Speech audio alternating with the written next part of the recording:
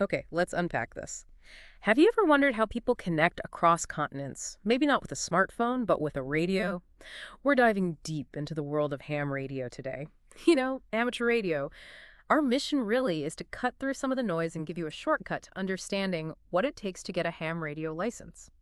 We've got sources taking us from a pretty broad overview to a very specific, detailed process in one particular country. And what's fascinating, I think, is that the goal is the same everywhere, Right. becoming a licensed operator.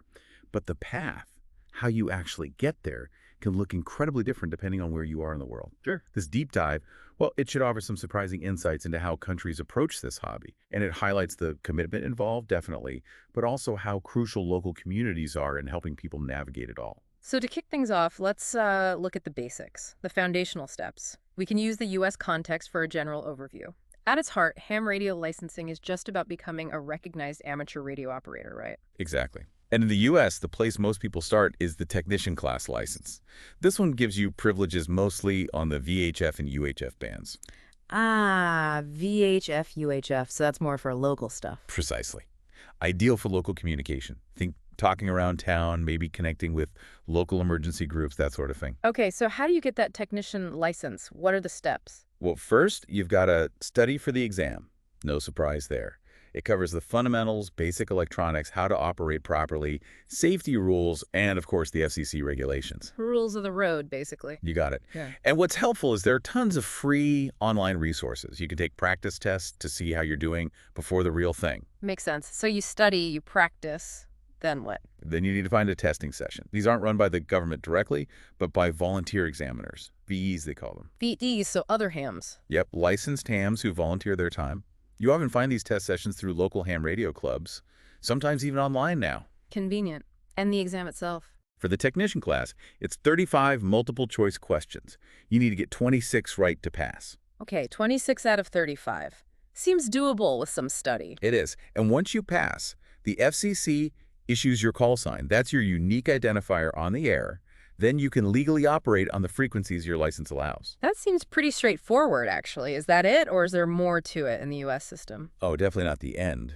That's just the beginning for many. You can upgrade. Move up to a general or even an extra class license. That gives you way more privileges, more frequencies, especially for long-distance international contact. Ah, okay, so you can grow in the hobby. Absolutely. And a big tip, especially if you're just starting out, join a local amateur radio club. The support, the mentoring, it's invaluable. Plus, there are study guides, apps, online courses, lots of tools to help you learn and ace those exams. It really shows how community-focused the hobby is, at least in the U.S. That's a really clear picture of the U.S. path. Thanks. Now let's switch gears. This is where it gets really interesting, I think. Let's contrast that with the process in Bangladesh through their regulatory body, the BTRC. This sounds like a much more involved, multi-step journey. It certainly is more complex, yeah. It starts with clear eligibility rules. First off, you absolutely must be a Bangladeshi citizen. Okay, citizenship required. Right. And you need to be, well, technically inclined. Basic knowledge of radio gear is expected.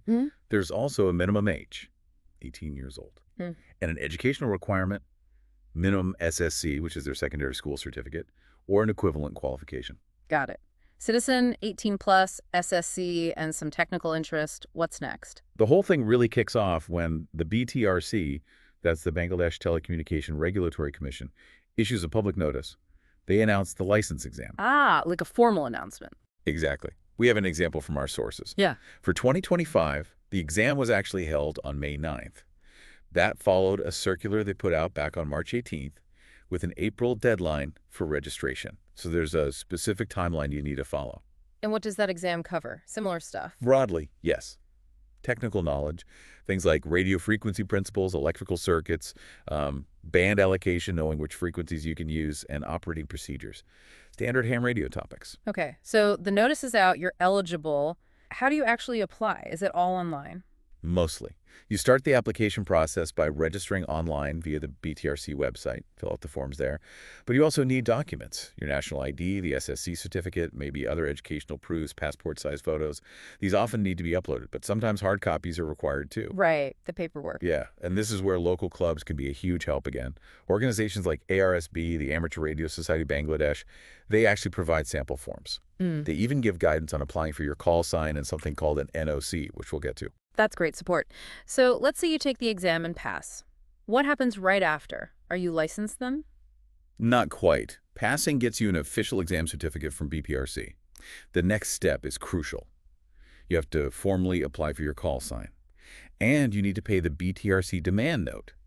That covers the license fee and also fees related to your equipment. Ah, fees involved. And you mentioned equipment. Yes, and here's a really interesting detail, quite different from the U.S. model. Once you've paid that initial demand note, you can actually start using your equipment. Really, before the full license is even issued? That's what the source indicates, yes, Yeah. after that payment. But there's another big step before the final license. Okay, what's that? This one is quite unique. Police verification. Police verification. For a radio license? Yes. The BTRC's special branch conducts a security clearance check on applicants. It's to ensure, that the person getting the license is a bona fide operator and there are no security concerns. It's a key difference. Wow.